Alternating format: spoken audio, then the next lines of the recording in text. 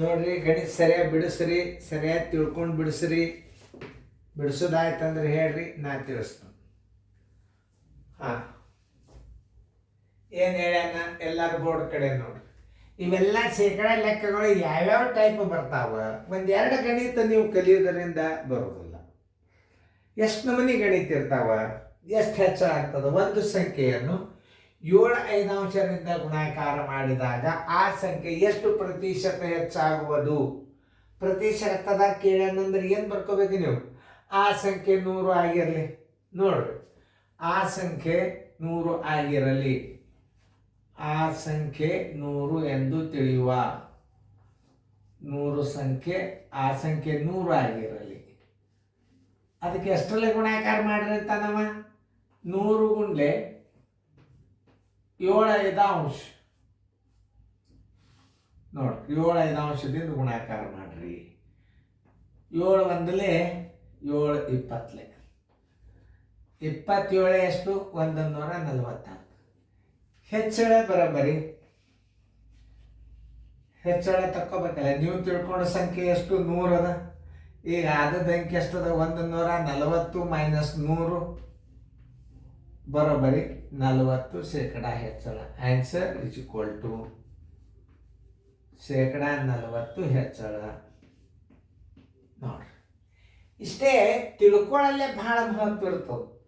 ತಿಳ್ಕೊಳ್ಳಲ್ಲೇ ಭಾಳ ಸಣ್ಣ ಇರ್ತದೆ. ಶೇಕಡ ಅಂದ್ರೆ ಹೆಂಗಿರ್ತಾವೆ ಲೆಕ್ಕಗಳು, ಅದನ್ನು ನಾನು ನಿಮಗೆ ತಿಳಿಸ್ತಿರ್ತೇನೆ. ಇದನ್ನು ಚೆಂದಾಗಿ ನೋಡ್ರಿ. ಗಣಿತಗಳು ಹೆಂಗಿರ್ತಾವೆ ಶೇಕಡ ಅಂದಾಗ,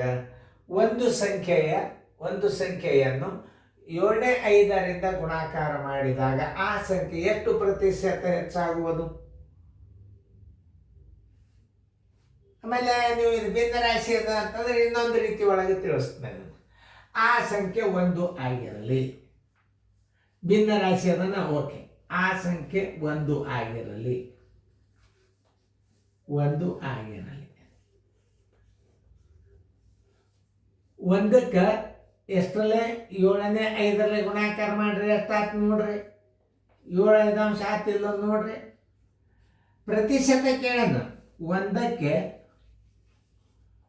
7/5 100ಕ್ಕೆ ಬರೋಬ್ಬರಿ ಎಷ್ಟು? 100 ಗುಂಡ್ಲೆ 7/5. 5 1 5 20. 27 140. ಪ್ರತಿಶತ ಹೆಚ್ಚಳ ಬರೋಬ್ಬರಿ. ಪ್ರತಿಶತ ಹೆಚ್ಚಳ ಬರೋಬ್ಬರಿ 140 minus 100 is equal to 40. Answer is equal to 40%. ನೋಡ್ರಿ, ಭಿನ್ನ ರಾಶಿ ಅದ ಸರ್, ನೀವು 1 ಅಂತ ತಿಳ್ಕೊರಿ ಅಂತ ನೀವು ಅಂತಿರ್ಲ. ನೋಡ್ರಿ, ಅದರಾಗೂ ನಾ ಮಾಡಿ.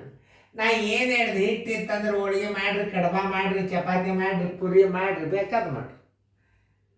ಗಣಿತದ ಪದ್ಧತಿಗಳು ನಿಮಗೆ ಅರ್ಥ ಆಗ್ಬೇಕು. ಅದು ಶೇಕಡಾದಾಗ ತಿಳ್ಕೊಂಡ್ರೆ ಇದನ್ನು 1 ಅಂತ ತಿಳ್ಕೊಂಡ್ರೆ ಹಿಂಗೆ ಬರ್ತದೆ. ಶೇಕಡಾದಾಗ ಸರ್ ಹಿಂಗೆ ತಿಳ್ಕೊಂಡ್ರೆ ಅಂದರೆ ಡೈರೆಕ್ಟ್ 100ಕ್ಕೆ ನೀವು 5 ಗುಣಾಕಾರ ಮಾಡಿಬಿಟ್ರೆ ಬಂದುಬಿಡ್ತದೆ.